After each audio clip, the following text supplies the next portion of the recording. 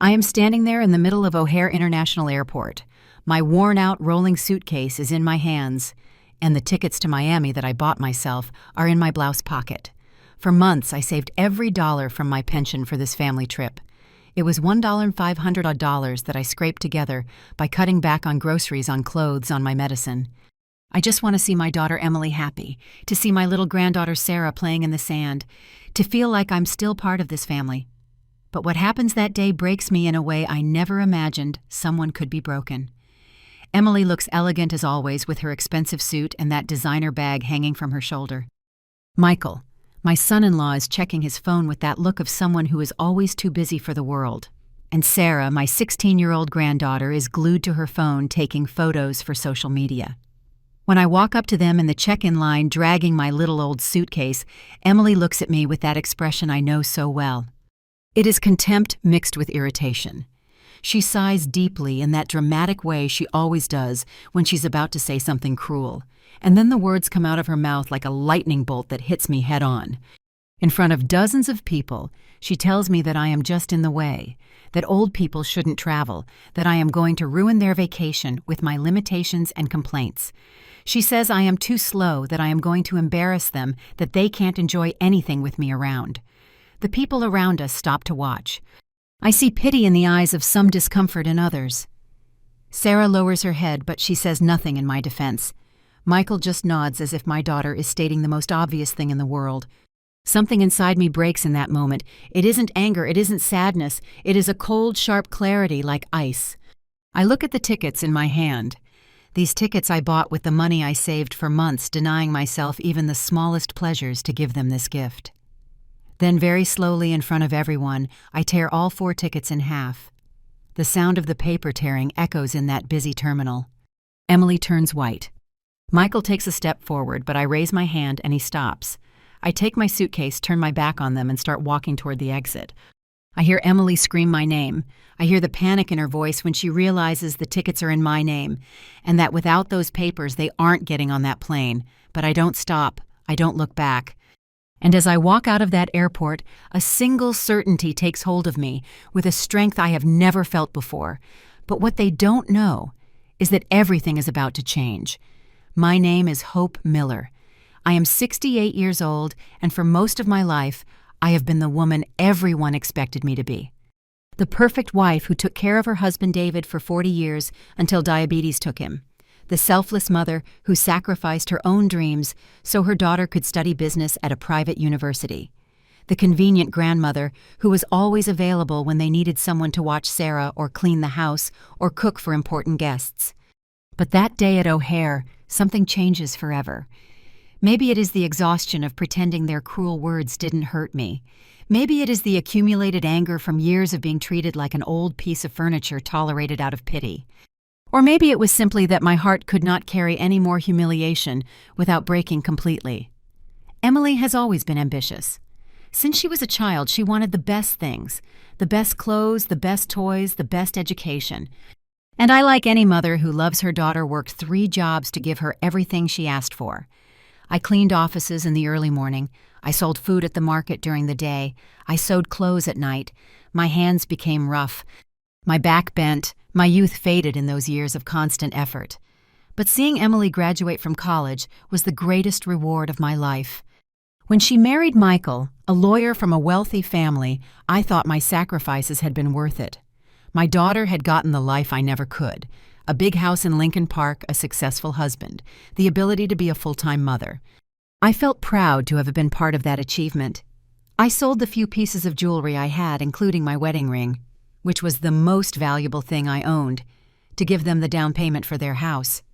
$25,000 that represented my entire life savings. The first few years after her marriage were good. Emily visited me often. She would bring Sarah to spend weekends with me.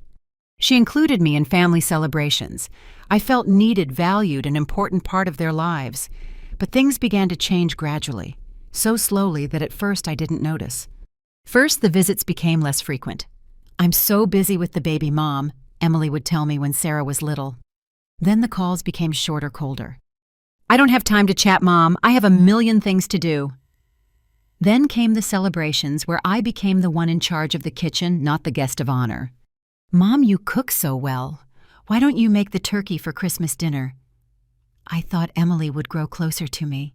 I thought she would understand that I was alone now that I needed her company, her affection. But it was the exact opposite. My widowhood seemed to inconvenience her, as if my sadness was an additional burden she didn't want to carry. The visits became even rarer, and when she did come, it was always in a hurry, always with her phone in her hand, always reminding me she had more important things to do. Sarah, my granddaughter, who had been so affectionate when she was little, also began to change. She became a teenager who was embarrassed by her old-fashioned grandmother. When she came to visit, she stayed locked in her room with her phone. She barely spoke to me. If I asked about school or her friends, she answered in monosyllables, as if talking to me was torture. Michael had always been distant, but as the years passed, his attitude became openly dismissive.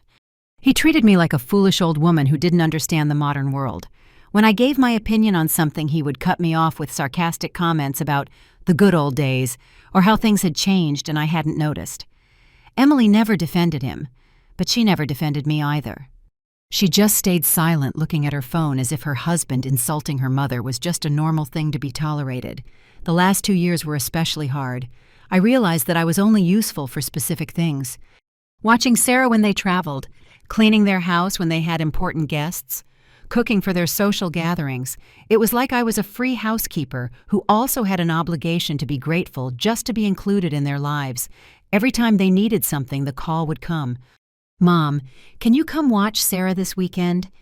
Mom, can you make your famous chili for the dinner party on Saturday? Mom, can you clean the house because Michael's parents are coming over?" And I always said yes.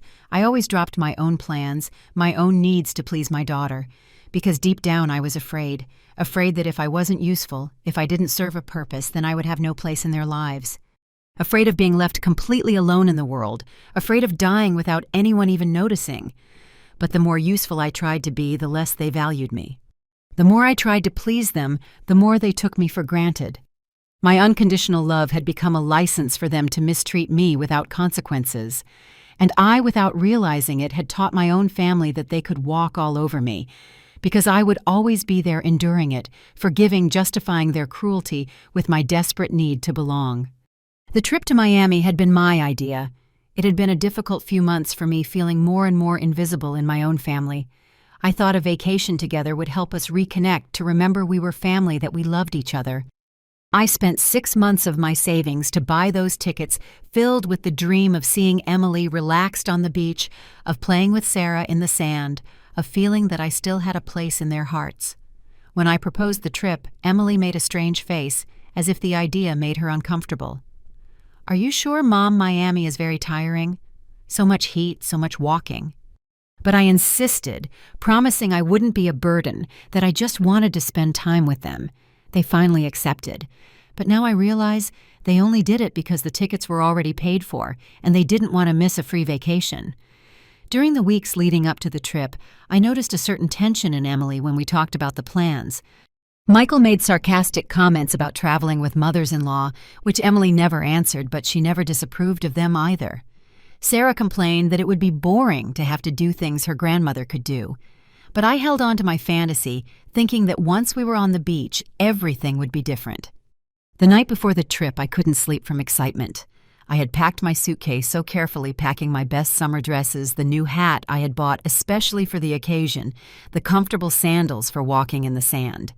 I had saved extra money to treat them to nice dinners, to buy Sarah a special souvenir, to feel that I could also contribute to making the vacation perfect.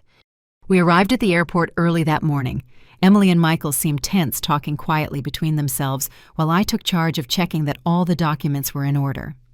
Sarah was more interested in taking selfies at the airport than in talking to me. But I kept smiling, kept pretending I didn't notice their coldness. I kept clinging to the hope that everything would get better once we were in Miami. And then the moment came that changed everything forever. We were in the check-in line when Emily got a call. It was her friend Jessica, who was apparently having problems with her husband and urgently needed to get out of town.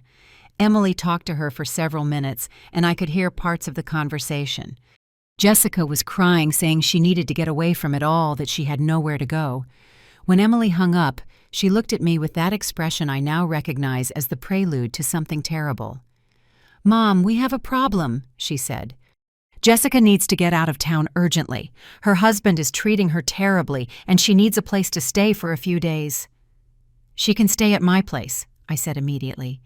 "You have a key. She can use my room. It's no problem." Emily shook her head. "No, Mom. What she needs is to get completely out of the city, to get away from everything. And I was thinking that maybe we could give her our spot on the trip." I didn't understand at first.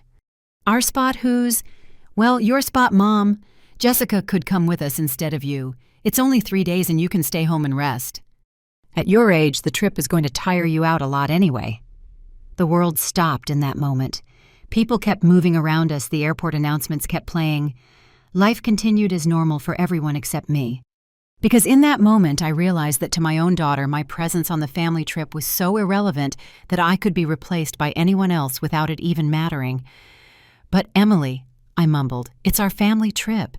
It's my gift to you. I've been getting ready for weeks." "Mom, don't be selfish," she said, using that voice she uses when she's scolding me like a child. "Jessica is going through a real crisis. We can travel together any time. This is more important." "Selfish." The word hit me like a slap. "I'm selfish for wanting to spend time with my family." Michael stepped in then with that fake smile he uses when he wants to convince me of something. "Hope you have to understand, Emily and Jessica have been friends since high school.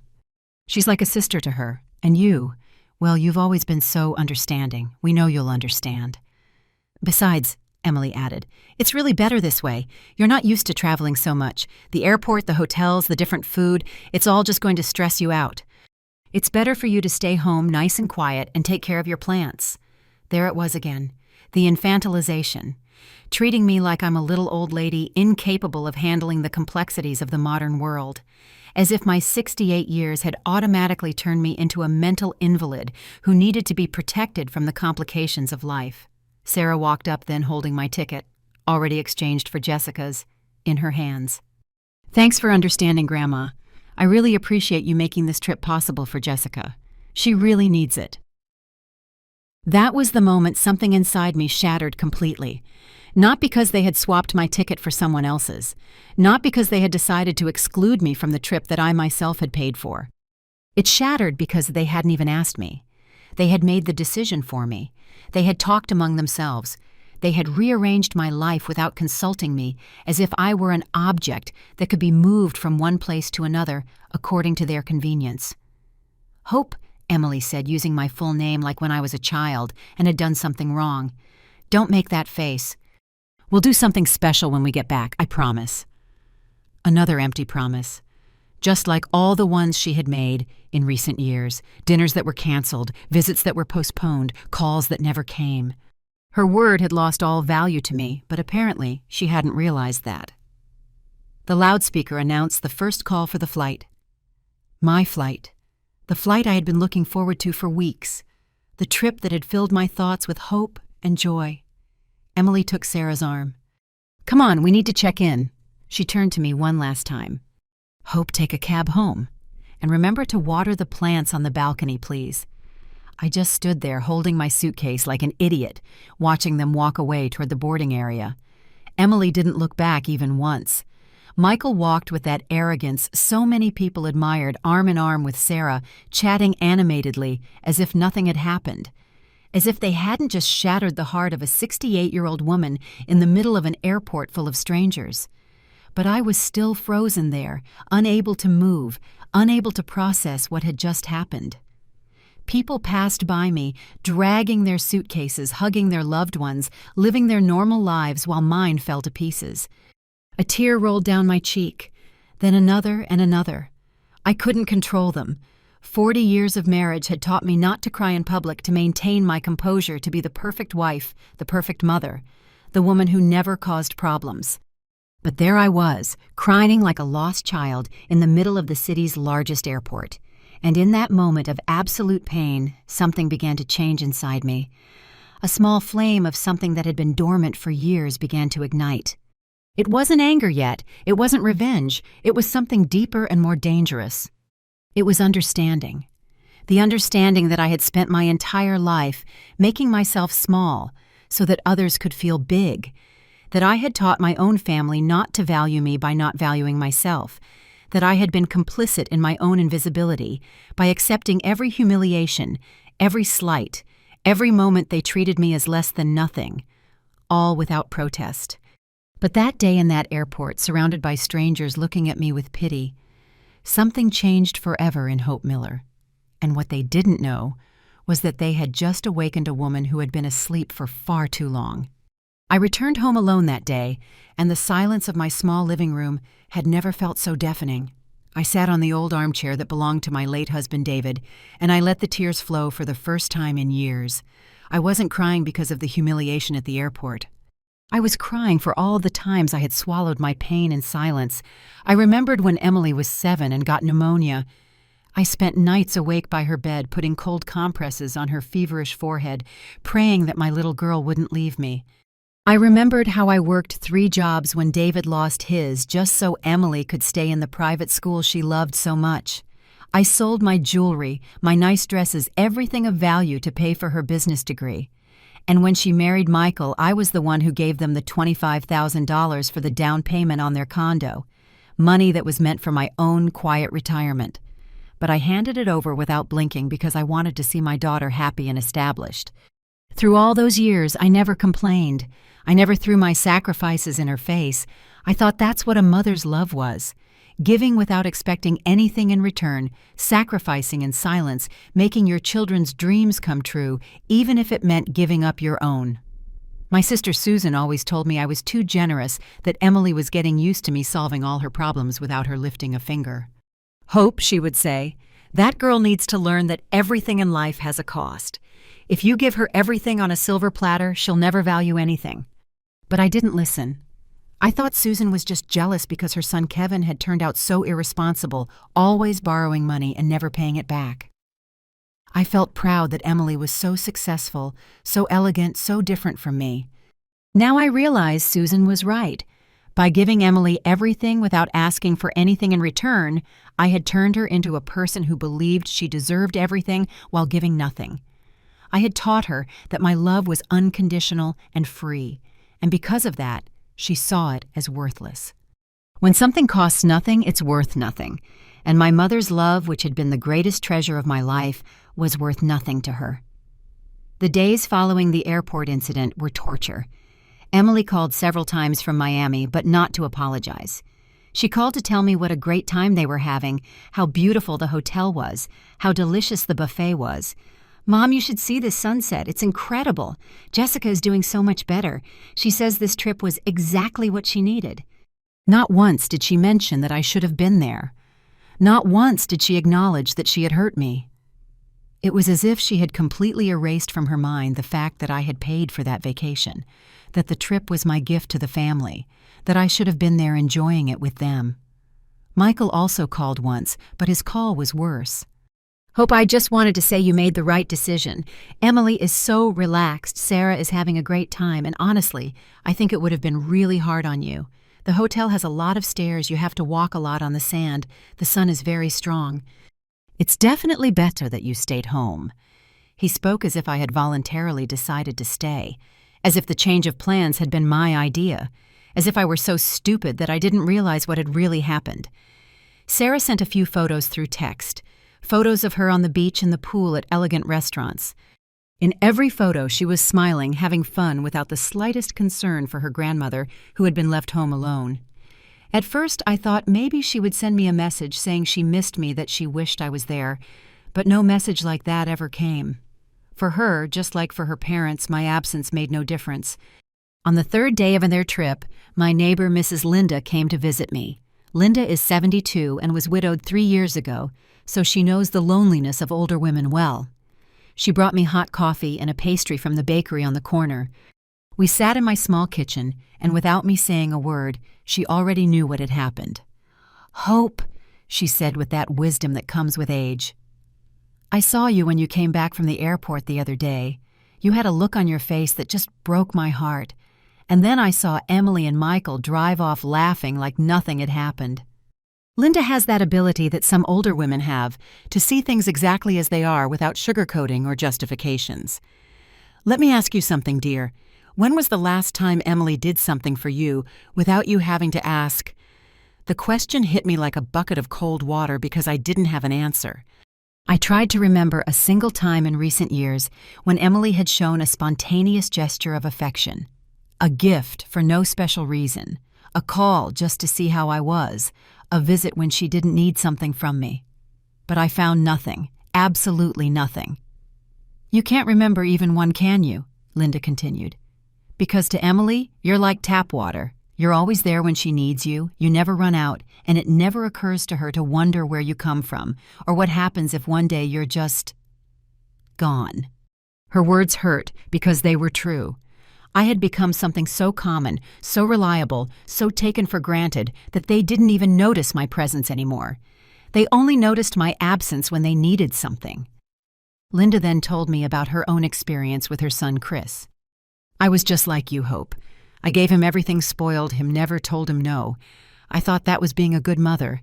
Until one day I realized I had raised a man who thought the world owed him everything, and he owed no one anything. I had to learn to say no, to set boundaries, to make him respect me. It was the hardest thing I've ever done, but it was also the most necessary.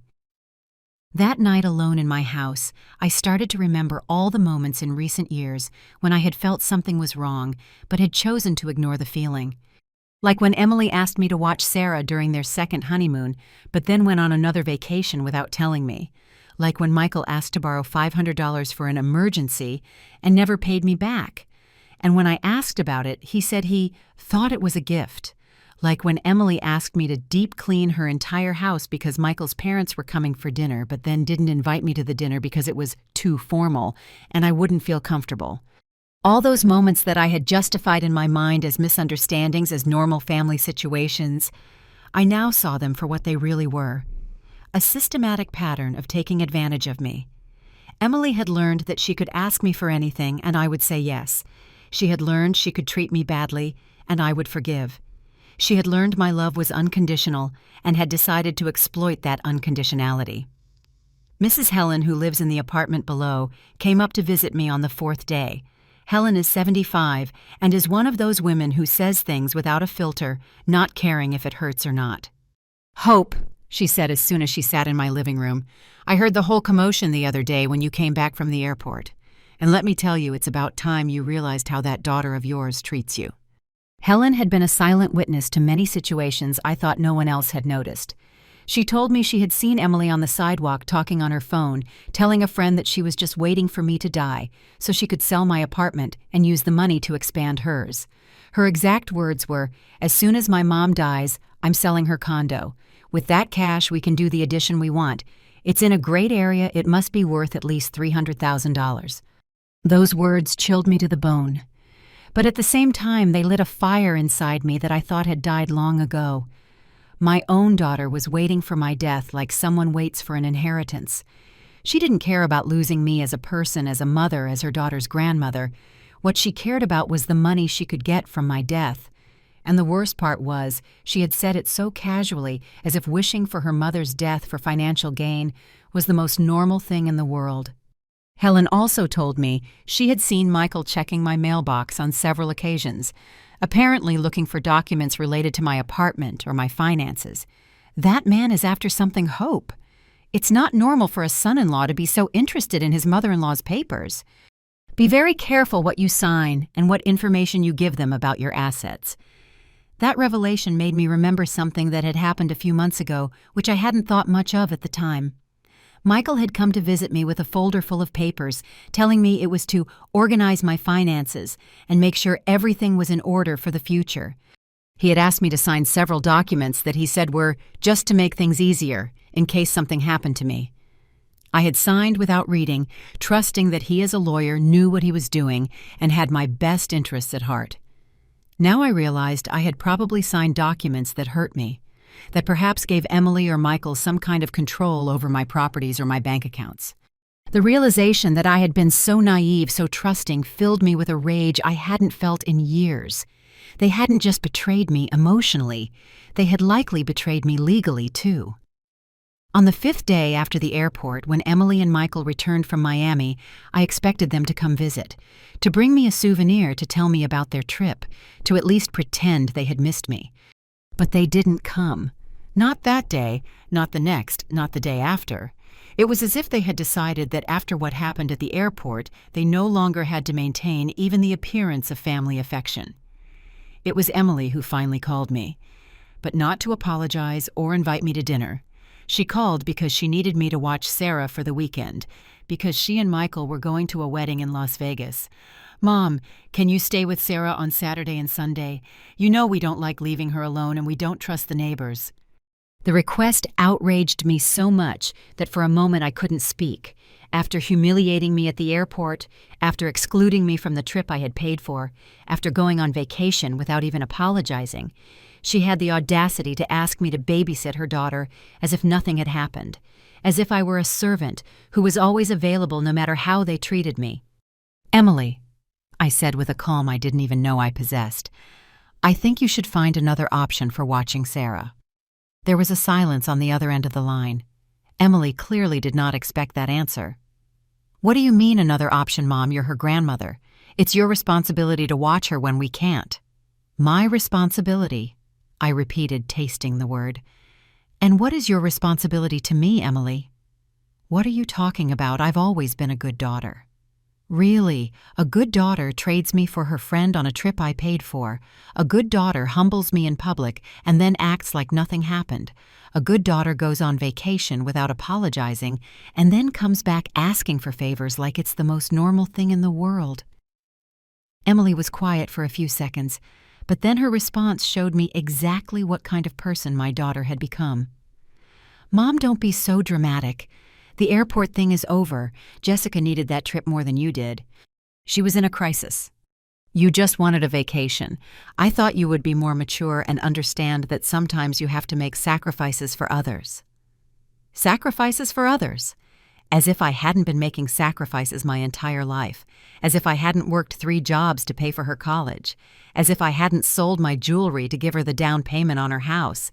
As if I hadn't spent the last few years being her free babysitter, her unpaid housekeeper, her personal bank that never charged interest. "Emily," I said, "get a babysitter for Sarah. I have plans this weekend." "What plans could you possibly have? You never go anywhere." That question hurt more than any direct insult. She was right. I had no plans. I had no social life. I had no activities of my own. For years I had organized my entire existence around their needs, their schedules, their convenience. I had become a woman with no life of her own, no identity outside of being the convenient mother who was always available. "Well, now I'm going to start going out," I replied. "And I'm starting this weekend." I hung up the phone before she could answer. It was the first time in my life I had ever hung up on Emily. The first time I had said no to something she asked. The first time I had put my own needs before hers. And it felt terrifying and liberating at the same time. That night I called my cousin Rose, who lives in Lake Geneva, and who had been inviting me to visit for years. "Rose," I said, "is that offer to come see your new house still open?" Rose was so excited she started making plans immediately. "Hope come this weekend. It's been so long.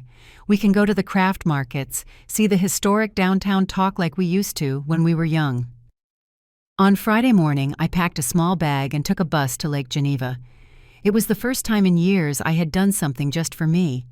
Without asking anyone's permission, without checking Emily's schedule, without worrying if someone needed me. The bus ride gave me time to think, to reflect on all the changes that were happening in my mind and in my heart. During the entire weekend with Rose, I didn't receive a single call from Emily. Not to apologize, not to ask how I was, not to tell me how she solved the problem of watching Sarah. It was as if she had decided that if I wasn't going to be the convenient grandmother I'd always been, she would just ignore my existence. Rose and I spent 2 wonderful days remembering our youth, visiting beautiful places, shopping at the markets. For the first time in years, I felt like a whole person, not just an extension of someone else. Rose told me something that stuck with me forever. "Hope you are 68 years old, not 168. You still have so many years left to live. Are you going to spend them waiting for scraps of affection from people who don't value you? Or are you going to start living for yourself? When I returned to Chicago on Sunday night, I found 5 messages from Emily on my answering machine. They were not apologies. They were accusations. Mom, I can't believe you ditched me with Sarah. I had to cancel the wedding because I couldn't find a sitter. Roberto is furious with me. Mom, answer the phone. We need to talk seriously about your attitude. Mom, I don't know what's wrong with you, but this rebellion doesn't suit you at your age. Rebellion. As if demanding a minimum of respect was rebellion. As if refusing to be treated like a doormat was improper for my age. Emily had shown her true colors. When I didn't function as the problem-solving machine, she expected I was just a rebellious old woman who was misbehaving. That night, sitting in my living room with a cup of chamomile tea, I made the most important decision of my life. I was no longer going to live for Emily. I was no longer going to organize my existence around her needs. I was no longer going to accept scraps of affection as if they were a feast. I was 68 years old, but I was healthy, I had savings, and I had maybe 10 or 15 more years of life ahead of me, and I was going to live those years for myself. The next day, I called the law firm where David had worked before he retired. I made an appointment with Mr. Arthur Miller, a trusted man who knew my situation well. It was time to review all those papers I had signed without reading. It was time to protect my interests. It was time to take control of my own life. And as I dialed the phone number, I felt something I hadn't felt in years. Hope. Not the hope that Emily would change and go back to being the loving daughter I remembered. That hope had died at the airport. It was a new hope, a different, more powerful one. The hope of discovering who Hope Miller was when she wasn't being Emily's mother, Sarah's grandmother, or Michael's tolerated mother-in-law. The hope of meeting the woman I had buried under decades of sacrifice, and that woman I sensed with surprise and excitement had a lot to give, but not to just anyone, only to those who deserved it. The following Monday, I woke up different. It wasn't a dramatic awakening. There was no inspiring music or divine epiphany. It was simply a calm, cold certainty that settled in my chest. I got up. I made my coffee, as always said my morning prayer, thanking God for the clarity He had given me. And then I called Mr. Arthur Miller, a trusted gentleman who had been a friend of my late husband, David. I scheduled an appointment for that same afternoon. While I drank my coffee, I made a mental list of everything I had given Emily over the years. The condo I lived in was in my name. It was a valuable property in the Lincoln Park area, easily worth $300,000. I had $80,000 in savings that I had religiously put away for decades. I had stocks David had left now worth about $50,000, and I had contributed the $25,000 down payment for the condo where Emily lived, which I gave her as a gift when she got married. In addition to the $300 a month, I still helped her pay from my pension. But there was something more important than money. For years I had been Sarah's free caregiver, Emily's unpaid housekeeper, the convenient grandmother who was always available. I had organized my entire life around their schedules, their needs, their convenience, and all of that was about to change. At Mr. Miller's office, I explained everything that had happened. He listened to me in silence, nodding his head with that expression of someone who has seen many sad stories of family and gratitude. Then he opened a folder and said, "Hope, let's put your life in order." The first thing we did was review all the documents I had signed when Michael came over with his papers. As I had suspected, some of those documents were not what he had told me. I had signed a power of attorney that gave Emily control over some of my bank accounts in case of incapacity. I had signed an authorization allowing Michael to advise me on the sale of properties. I had even signed a declaration supposedly expressing my wish for Emily to inherit my condo before my death to avoid bureaucratic procedures. "These documents are legal," Mr. Miller explained, "but they were obtained through deception. You didn't really know what you were signing. We can revoke all of them and create new documents that truly protect your interests." I felt so naive, so foolish for having trusted Michael blindly, but I also felt relief knowing I could still protect myself. First, we revoked all the powers of attorney and authorizations I had given. Second, I opened a new bank account at a different bank and transferred all my savings there. Third, I canceled the automatic monthly transfers I made to help with Emily's condo. Fourth, and most importantly, I changed my will. Instead of leaving everything to Emily, I decided to donate half of my assets to a nursing home called the Hope Residence, and the other half to a foundation that helped elderly women who were victims of family abuse. Mr. Miller asked if I was sure if I didn't want to think about it longer. I told him I had never been more sure of anything in my life. My daughter has already shown that she is only interested in my money, I told him, so she can learn that this money will go to people who truly need it and will value it. Over the next 2 weeks, I began a silent transformation. I didn't make any big announcements. I didn't have any dramatic confrontations with Emily. I simply began to live differently. I stopped answering all her calls immediately. I stopped being available every time she needed me for something. I stopped organizing my life around her schedules. The first time Emily realized something had changed was when she called me on a Tuesday afternoon to ask me to come clean her house because they were having an important dinner party on Friday. "Mom, can you come over on Thursday to do a deep clean? Michael's partners are coming and I need everything to be perfect." "I can't, Emily," I replied casually. "I have other plans." There was a silence on the other end. Emily clearly did not expect that answer. "What plans, Mom? This is important." "My plans are important to me, too. What plans could you possibly have that are more important than helping your family?" That question showed me exactly how Emily saw me. To her, I couldn't have anything important in my life that didn't revolve around her needs. I couldn't have my own priorities, my own interests, my own life. I only existed to serve her. "Emily, hire a cleaning service. You have money for that." And I hung up the phone. The truth was, I did have plans. I had started taking watercolor painting classes at the local community center. I had started going to a book club at the library. I had made friends with other women my age who, like me, were rediscovering who they were outside of their roles as mothers and wives. For the first time in decades, I had a social life that didn't depend on Emily. On Thursday of that week, while I was in my painting class, I received 5 missed calls from Emily. When I finished class and checked my messages, they were all complaints. "Mom, I can't believe you won't help me when I need you most." "Mom, I had to hire a cleaning lady and it cost me $200. That's money we hadn't budgeted for." "Mom, Michael is very upset. He says you don't understand the importance of maintaining good relationships with his partners." I didn't answer any of the messages. Instead, I went to dinner with Linda and Helen at a small but cozy restaurant in Wicker Park. We spent 3 hours talking, laughing, telling stories from when we were young.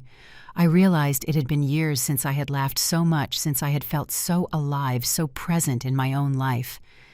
Linda told me she had also gone through something similar with her son Chris. "He got really angry at first when I started telling him no," she said.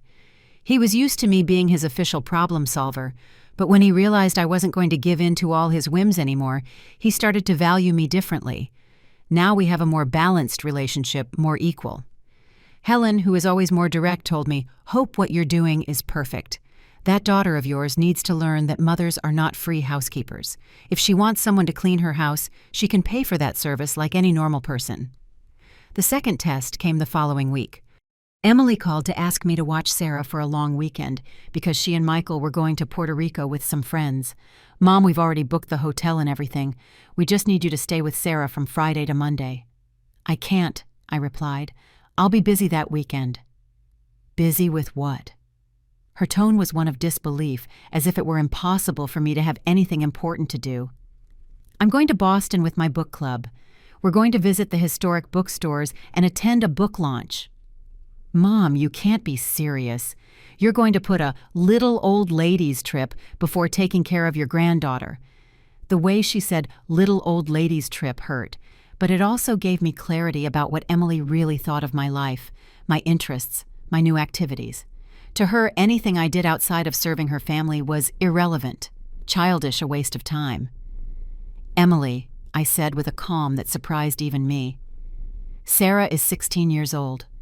She can stay alone for a weekend, or you can ask one of her friends to stay with her, or you can hire a sitter. You have several options that don't involve me canceling my plans." "I can't believe how selfish you've become, Mom." There was that word again, selfish. I was selfish for wanting to spend time with my family when it was convenient for me. I was selfish for refusing to clean her house for free. I was selfish for having my own plans that didn't revolve around her needs. Anything that wasn't complete availability to serve her was selfishness. Emily, I said, for 42 years I have put your needs before mine. I have sacrificed my time, my money, my interests for you. If I now want to reserve one weekend for myself, that is not selfishness. That is balance. But we're family, Mom. Family comes first. Exactly. And I am family too. I also deserve respect, consideration, and for my needs to be taken into account.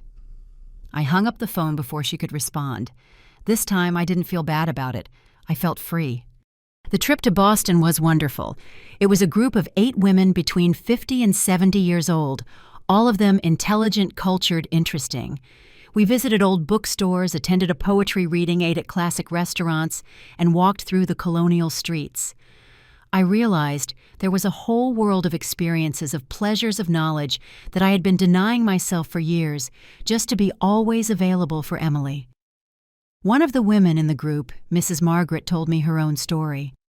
I was also the selfless mother who sacrificed for everyone, she told me as we walked through the Boston Common. Until I realized that my children had learned not to value me precisely because I didn't value myself. When I started to respect myself, they also started to respect me. During the entire weekend in Boston, I didn't receive a single call from Emily. I didn't know if she had solved the problem of watching Sarah or if she had canceled her trip. And I realized I didn't care. For the first time in years, I wasn't worried about solving my daughter's problems. Her problems were her problems, and she was adult enough to solve them. When I returned to Chicago on Monday afternoon, I had 8 messages on my answering machine. The first 5 were from Emily, each one angrier than the last. Mom, I can't believe you ditched me again. Mom, I had to cancel the trip because Sarah refused to stay with any sitter. Mom, Michael is furious. We lost the money for the hotel because we couldn't cancel on such short notice. Mom, this is getting out of control. We need to talk. Seriously. Mom, I don't know what's wrong with you, but your attitude is affecting the whole family. The last 3 messages were from Michael, and his tone was very different. It was threatening. Hope this little rebellion of yours has gone too far. Emily is very distressed by your behavior. If you continue like this, we will have to consider other options. Hope, as your lawyer, I advise you to reconsider your attitude. The family is sacred, and you are destroying our family unit with your whims. Hope, if you can't behave like a responsible grandmother, maybe you need professional help. There are places that can help seniors who are having behavioral problems. That last message filled me with a cold rage. Michael was threatening me, suggesting that I was crazy, that I needed to be put somewhere, because I refused to be the enslaved grandmother they wanted. It was the final confirmation that they had never seen me as a person with my own rights, but as a piece of their property that had broken down and needed to be fixed. That night I called Mr. Miller and told him about Michael's threatening messages. Hope, he said, it is crucial that you document all of this. Record the conversations, save the messages. If Michael tries anything legal against you based on supposed mental problems, we need evidence that he is threatening and manipulating you. Over the next few weeks, the pressure from Emily and Michael intensified. They would come to my house unannounced, trying to talk to me about my attitude problem. Emily would cry, telling me she didn't recognize her mother anymore, that I had become a cold and cruel person. Michael would speak to me in that condescending tone he used when he wanted to manipulate me, explaining that older people sometimes develop personality issues, and that he could help me find adequate treatment. But I was no longer the same woman who could be manipulated with fake tears and veiled threats. I had found my strength, my dignity, my self-worth. Every time they came to pressure me, I simply told them to respect my decision to live my life as I wished, and if they couldn't do that, then they were not welcome in my house. The last straw came on a Tuesday afternoon. Emily and Michael arrived at my house with a folder full of papers and a man who introduced himself as a specialist in geriatric mental health. Apparently, they had arranged an appointment for this doctor to evaluate me and determine if I was mentally fit to make my own decisions. Mom, Emily said with tears in her eyes that no longer moved me. "We're worried about you. Your behavior has changed so much. You're not the same person." Dr. Fernandez smiled at me with that patronizing smile I had learned to detect and despise. "Mrs. Miller, your family is concerned because you've had some behavioral changes. I understand you've been making impulsive decisions, isolating yourself from your family, showing aggression toward your loved ones." I realized in that moment that Emily and Michael had been building a case to declare me mentally incompetent. They wanted this doctor to certify that I was not in my right mind, so they could nullify my decisions about my money, my property, my life. They wanted to take away my legal autonomy so they could control me completely. But they had made a crucial mistake. They had underestimated my intelligence and my preparation. "Dr. Fernandez," I said with a smile as fake as his, "it's a pleasure to meet you. But I must inform you that I already have a primary psychologist, a certified professional who has been evaluating my mental health for the past few weeks. His name is Dr. Ryan Harris, and his practice is downtown." It was true. After Michael's threats, Mr. Miller had recommended I get a full psychological evaluation from an independent professional to have official documentation that I was in full command of my faculties. Dr. Harris had done an exhaustive evaluation and had certified that I was completely sane, that my decisions were rational and well-founded. Furthermore, I continued pulling out a folder I had prepared specifically for this occasion. "I have copies here of my complete psychological evaluation, certified and notarized, confirming that I am in full command of my mental faculties. I also have recordings of the threats my son-in-law has made to me over the past few weeks, including his attempts to have me declared incompetent so he can control my finances." Michael's face turned white. Emily's jaw dropped. Dr. Fernandez began to back toward the door, clearly uncomfortable with the situation. "If you want to continue with this charade," I continued, "my lawyer is prepared to file charges for coercion threats and attempted fraud against a senior citizen. We are also prepared to make public all the recordings where Michael threatens me and where you plan to declare me crazy to get my money." Michael tried to say something, but I raised my hand to silence him.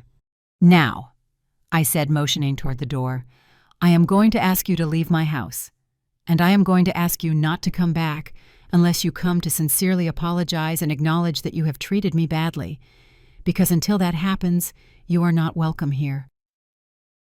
They left in silence, defeated. Emily was crying, but they were no longer tears of manipulation. They were the tears of someone who realized they had forever lost the convenient mother who gave everything and asked for nothing. That night, sitting in my living room with a cup of chamomile tea, I realized I had won the most important battle of my life. It wasn't a battle against Emily or Michael. It was a battle against the version of myself that had allowed me to be mistreated for years. And that battle, finally, I had won. The days following that confrontation were strangely quiet. Emily didn't call. Michael didn't show up with more threats. It was as if they had finally understood that the submissive, manipulable woman they had known for years no longer existed. In her place was a woman who knew her rights, who had the resources to defend herself, and who was not going to let anyone walk all over her ever again. At first, I must admit, I felt a little lonely. For so many years I had organized my life around their calls, their visits, their needs, that when all of that disappeared, I was left with a strange feeling of emptiness. But it was a different kind of emptiness than I had felt before. It wasn't the emptiness of being ignored or belittled. It was simply the space that was now free, to be filled with new, better, more rewarding things. I began to fill that space with activities I truly enjoyed. My watercolor painting classes progressed so much that the teacher suggested I participate in a group exhibition at the Cultural Center. It was the first time in my life that someone had recognized a talent of mine, something I had created with my own hands, my own imagination, my own sensibility. The book club became more than a weekly activity. It became a chosen family, a group of intelligent, mature women who had found in books and friendship a new way to live this stage of their lives. We read novels by female authors, analyzed poems, discussed essays on feminism and aging. For the first time in decades, my mind was active, stimulated, growing. I also began to travel. Small trips at first. A weekend in Santa Fe with Linda. A week in Charleston with the book club. 3 days in New Orleans visiting a distant cousin I had reconnected with on Facebook. Each trip was a small adventure proof that I could be independent, that I could take care of myself, that I didn't need anyone's approval or company to enjoy life. It was during one of these trips to Savannah with 2 friends from my painting group that I received an unexpected call. It was Sarah, my granddaughter. Her voice sounded different, more mature, less haughty than the last time we had spoken.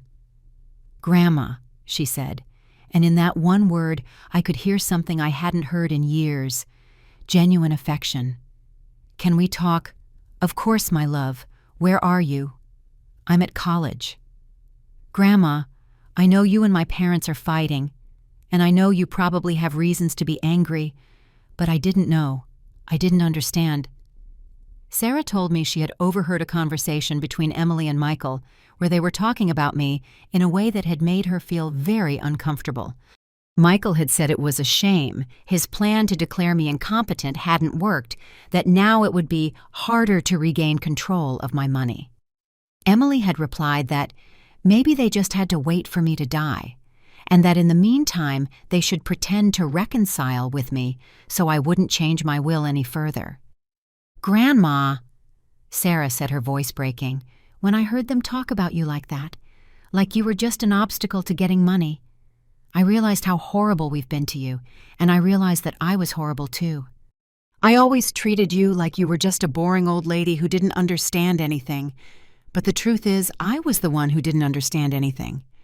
For the first time in months, I felt that someone in my family truly saw me as a person, not as a bank or a housekeeper or a burden." Sarah had grown up. At 16, she had learned something that her parents in their 40s still didn't understand, that older people deserve respect and sincere love, not condescending tolerance. "Grandma, I know you probably don't want to hear from us ever again, and I would completely understand if you hung up the phone, but I wanted you to know that there is someone in this family who realizes how valuable you are, all that you sacrificed for us, and how badly we've repaid you." Tears began to roll down my cheeks, but they were different tears than the ones I had cried in recent months. They weren't tears of pain or rage. They were tears of relief, of gratitude, of hope. I hadn't lost my family completely. At least one person had learned the lesson. "Sarah," I said, "I could never hang up on you. You will always be my beloved granddaughter no matter what happens with your parents. Can I come visit you when you get back? I want to apologize in person. And I want you to tell me about your trips, your classes, everything you're doing. A friend of mine saw your paintings at the Cultural Center exhibit and told me they were beautiful." "I didn't know you painted." There was the problem in one sentence. My own granddaughter didn't know I painted, because for years no one had bothered to ask me what I liked to do, what interested me, what I dreamed of. To them, I had no inner life, no talents, no aspirations. I only existed to serve them. When I returned from Savannah, Sarah came to visit me. She was a different young woman from the spoiled teenager I remembered. She looked more mature, more thoughtful. She brought me flowers, something she had never done before, and a handwritten letter asking for my forgiveness for all the years of mistreatment and disrespect.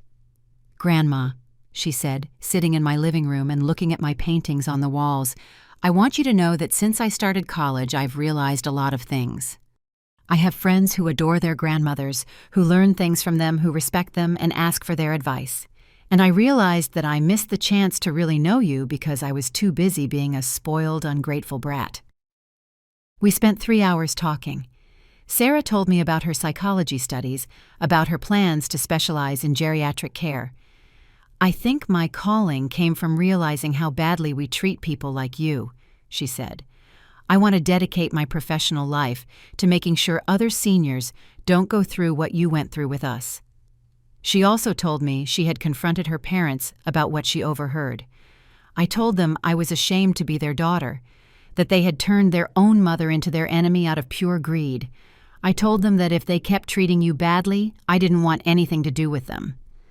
I was surprised by Sarah's maturity, but it also pained me to know she was in the middle of a family conflict because of me. "My love," I said, "I don't want you to fight with your parents because of me." "Grandma, it's not because of you. It's because of what's right and what's wrong. My parents are wrong, and someone had to tell them."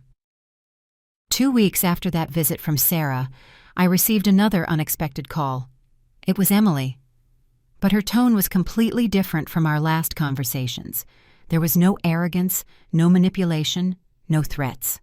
There was something I hadn't heard in her voice in years: humility. "Mom," she said, "can we meet? I need to talk to you." I agreed to meet her at a neutral cafe, not at my house or hers. I wanted it to be in a public place on neutral territory where neither of us had the emotional advantage.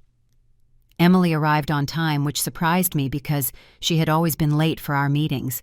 She looked tired older, as if the last few months had been hard on her too.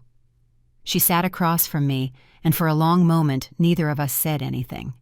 "Mom," she finally began, "I came to ask for your forgiveness." Those were not the words I expected to hear, but I didn't get emotional immediately.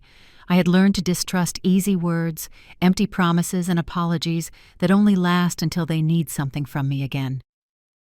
"Sarah opened my eyes to a lot of things," Emily continued. "She made me see what Michael and I were planning to do to you, what we had already been doing to you for years. She made me see that we turned you into our free housekeeper, our personal bank, our convenient babysitter."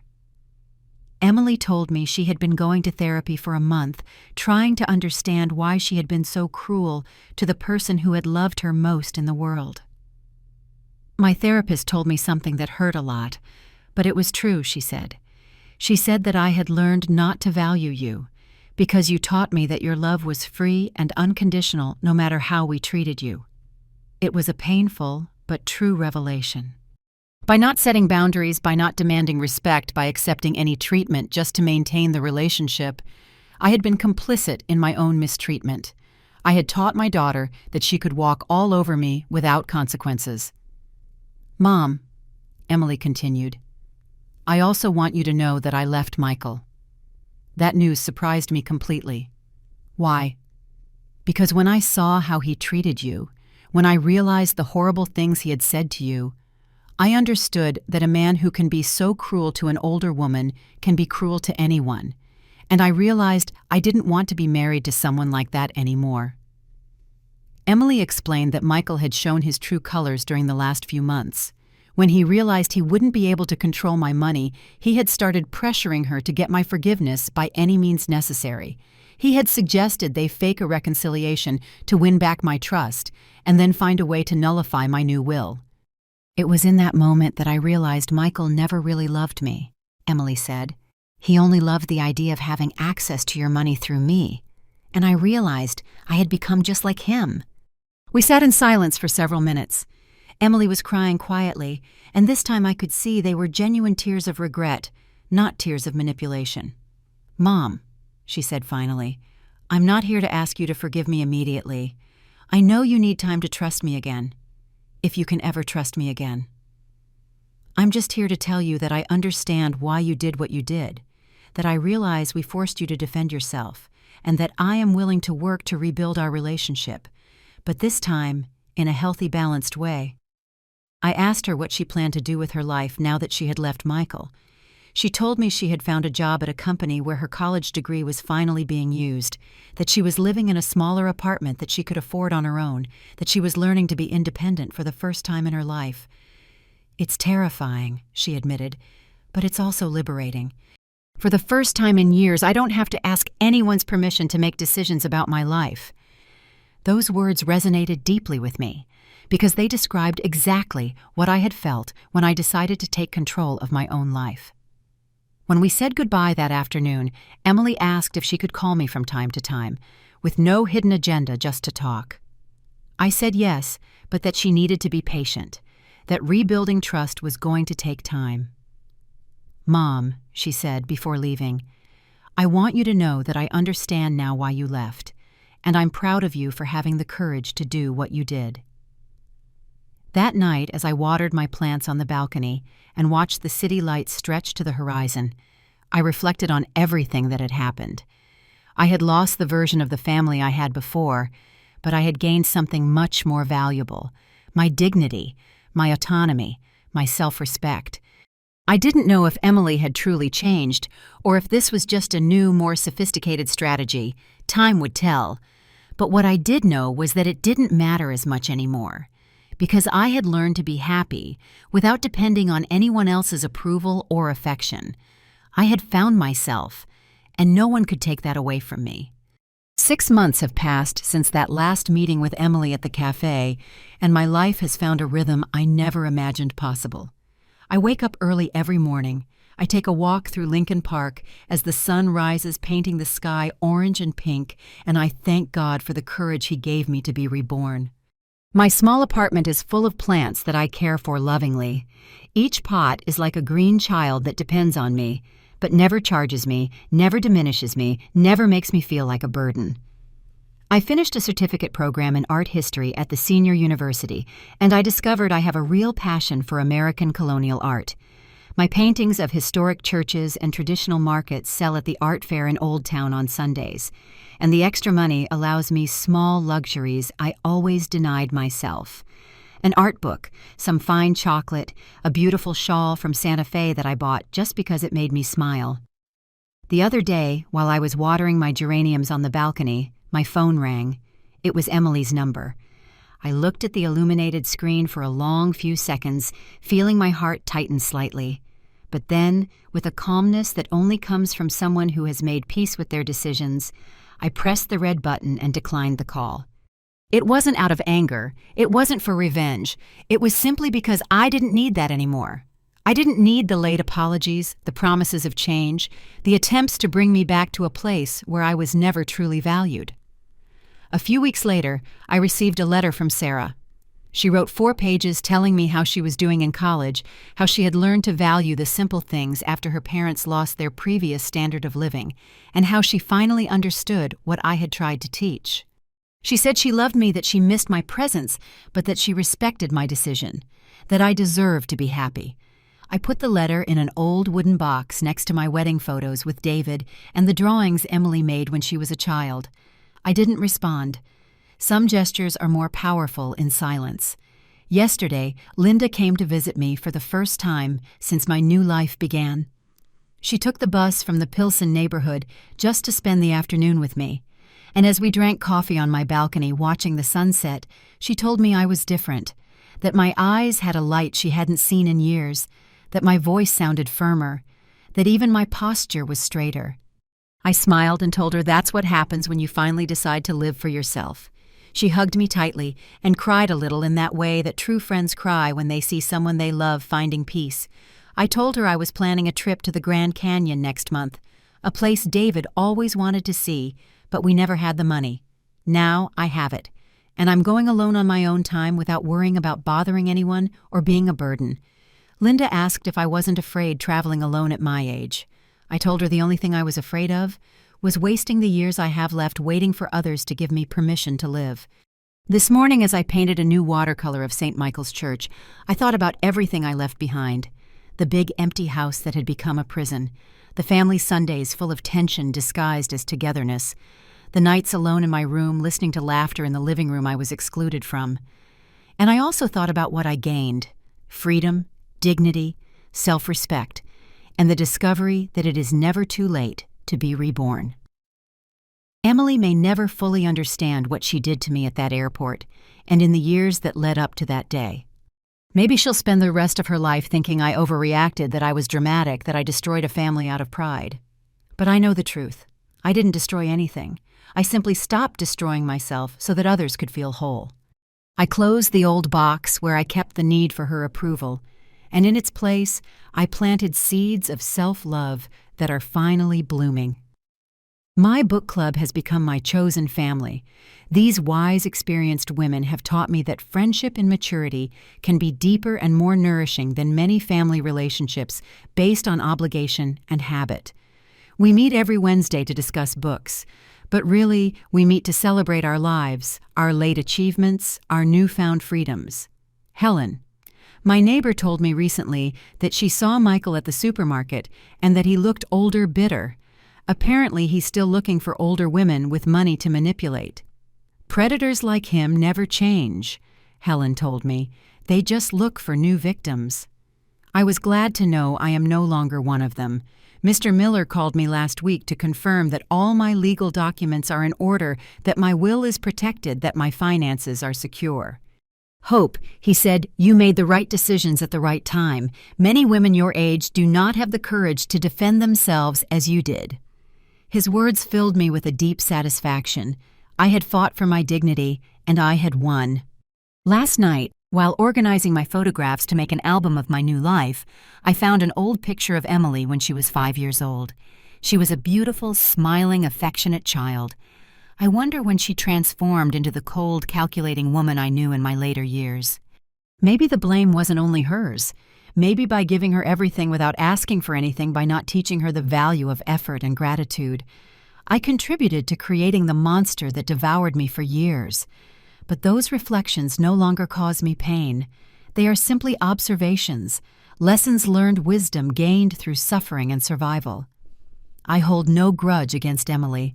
I wish her happiness.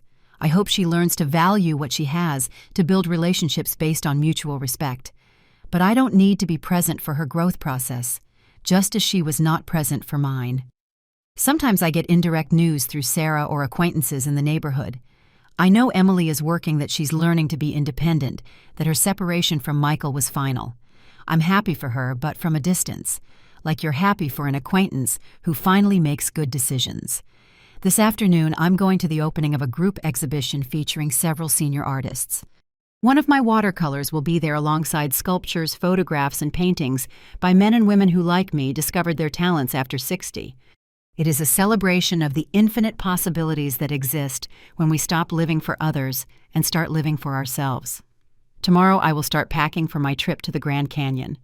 It will be my first major solo adventure, my first time traveling far without asking permission, without consulting anyone else's schedule, without worrying about being a bother.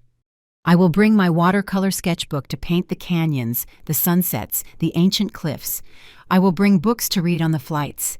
I will bring my heart open to new experiences, new friendships, new versions of myself. And when I return, I will continue building this life that I created from scratch. This life where I am the protagonist, not the supporting actress.